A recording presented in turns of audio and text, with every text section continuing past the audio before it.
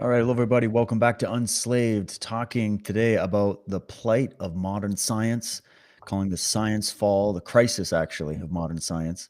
Mhm. And so we've got quite a few things to go through. Good to see you as always, Michael. What a subject.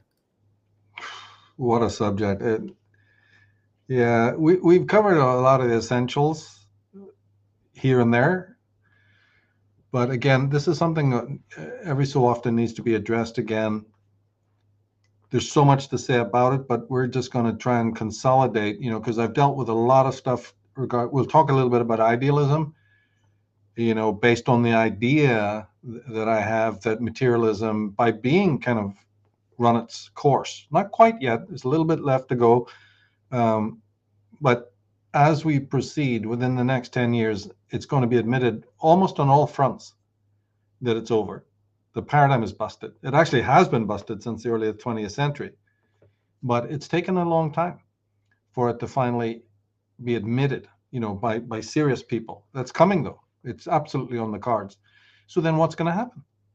Well, anyone who studied this, child could tell that there's only a couple of avenues that can go. If you really contemplate what materialism is, and then contemplate its dying days, which we're in right now, just in case people didn't realize, then what? An intelligent person must say, well, wait a minute, there's not that many roads it can actually go. What is non materialism, right? Let me think about non materialism paths that have always stood against materialism. Which one of those will be the one to replace it, or all of them might replace it? So you start thinking along those lines. And the most obvious one, then, the great rival to materialism, is idealism. And so that would be first uh, guesstimate. It would be a smart one too, because hey, things might then turn towards more of a, well, people are going to go, well, I don't even know the first, what is idealism? I have to look it up. And that's going to be a somewhat of a help. But there's so much to idealism. There's about 50 different schools of idealism: subjective idealism, absolute idealism, the list goes on, transcendental idealism. And each of them are different. You know how many paradigms there are alone? It's like socialism. Everyone, so I hate the socialists.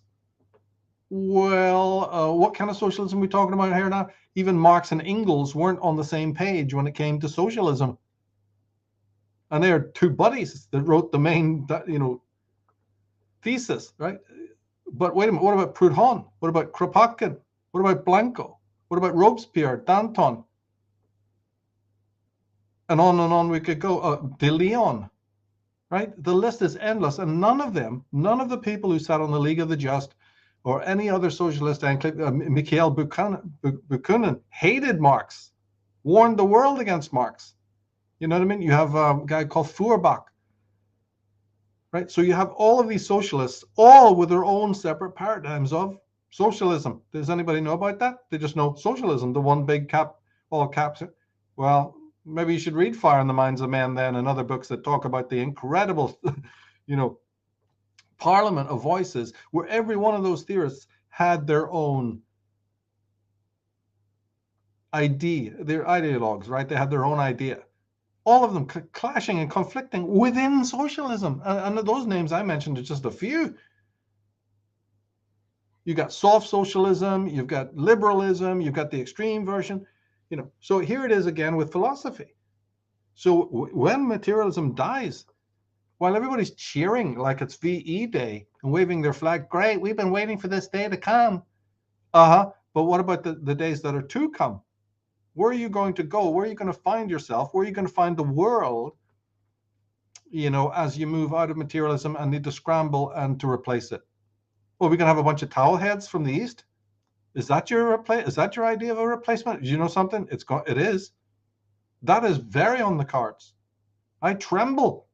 These buggers have always been, in fact, they're not on the fringes, as I was going to say. They've already been ingratiated more than enough into the West. That's the tip of the iceberg. And we've done shows on Gnosticism and all, also to point out the dangers of when you jump over the Western tradition. So if somebody was to say, oh, no, Michael, when we finish with materialism, we're going straight to the Western magical and mystical tradition. Your guys, ones you talk about, Jakob Bohm, Meister Eckhart, Nicholas Cusa, Hegel, Schelling, that crowd. Oh, I'm with you then, mate. I'm right there for you. Brilliant. That's what I've been wanting. In fact, I'm like the only advocate, the single voice amongst. Name me one other person that you know that advocates for the Western mystical tradition and the Western philosophical tradition. None. It's immediately your mind goes. It's almost as soon as you start to doubt any Western paradigm, what is the first thing that people do? They head east. And next week when we do scavenger research, we'll delve into that, so we don't have to worry about it now. So don't worry about that.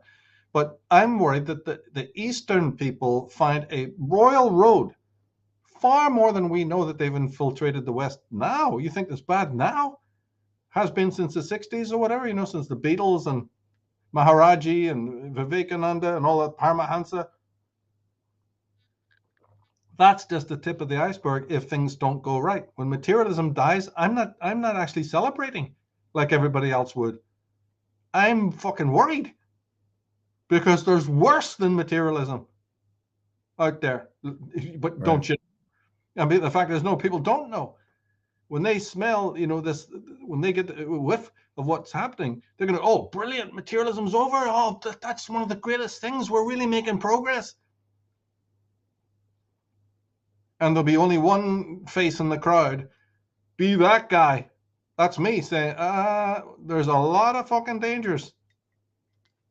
There's gems of fantastic stuff in idealism. But there's many schools of idealism. And where does it end? Or what are the pitfalls? Can you argue with me where the pitfalls are? Then of course there's that. But I think it was, and then we have right now in the headlines are people aren't so bothered with what I'm talking about. They are behind the wall right now. It's artificial intelligence is the big issue, and I'm already noticing people taking the wrong direction there. See, a machine cannot have artificial intelligence because it is artificial. So the intelligence that a computer has is absolutely appropriate.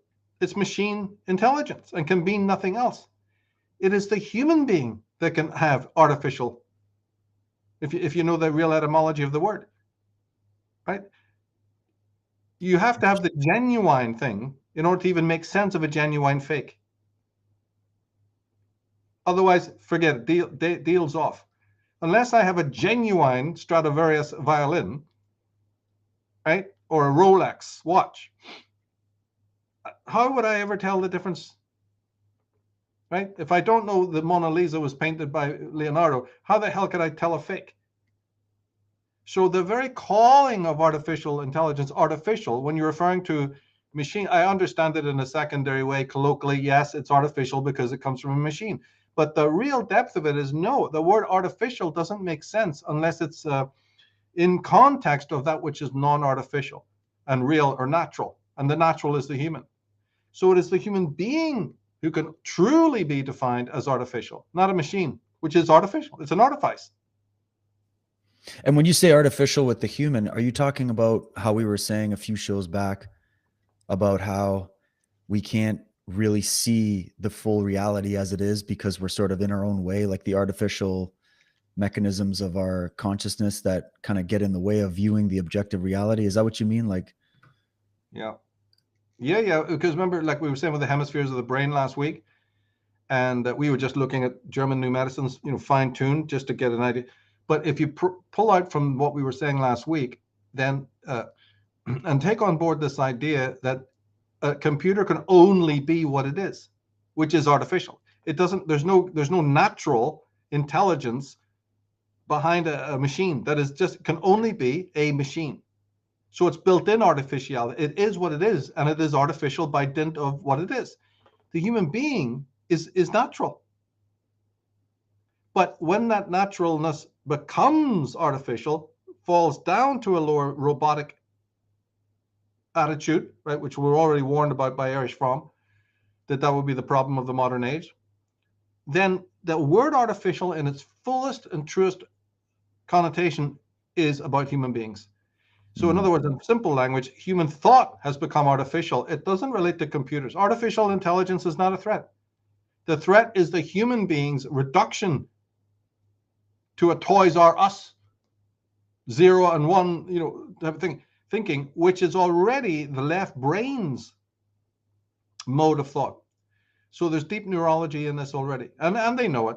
They know it. They're not dumb, right? They know that the human being's thinking from the days of past has become more and more artificial as we've become more and more urbanized and more feminized. And that is the real problem of the modern age, not artificial intelligence as we think of it as what a computer may or may not do. It is about the descent of human thought, the devolution of the human being into an artificial level from which he cannot escape. Because once you go into that artificial level of the robot, of the cyborg, of the simulation, meaning your thought about reality is that it's a simulation, you won't be able to, the two will become so blurred that you won't be able to find your way back. So I'm saying that the real definition of the word only pertains to that which is non-artificial, that became artificial, not that which is all by dint of its very existence artificial. That's almost meaningless. Of course it is. Of course it is. It's artificial, but not in a prejudicial way. A computer is artificial. Everyone should know it's an artifice. Therefore, it's a neutral statement morally. It doesn't mean bad or good. But the human being, yes, if you say that a human being's thinking is artificial, you are meaning it prejudicially, and you are, it is a pejorative, and you are speaking morally. So already there's, the threat's artificial intelligence. Didn't you know that? You mean machine intelligence? Yeah. Okay, good. Yeah, that could be a threat. But it's not a threat for enslaved members, right, who again have had the privilege, and I'm not saying that boastfully, I'm just saying be aware that you won't be told elsewhere what this is all about. It's been hundreds of years in the making. Before the first machine, before the wheel was made, practically, and certainly before, whatever you want to call the first great machine that mattered, the engine, the turbine, the steam locomotive. Centuries before that, artificial intelligence, in the prejudicial way, it was already on the cards.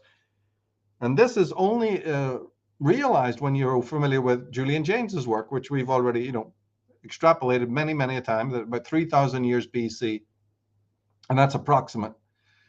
Prior to that time, we have what was known as the bicameral period, talking again about hemispheres of the brain. And in the bicameral period, the strange thing about the brain was that either one side of it, the right, or, you can get into the details, the brain, we experienced auditory hallucinations, right, in which we thought we heard voices. And we thought we heard the voices of the gods. Now, 3,000 years ago or so is just a heartbeat away.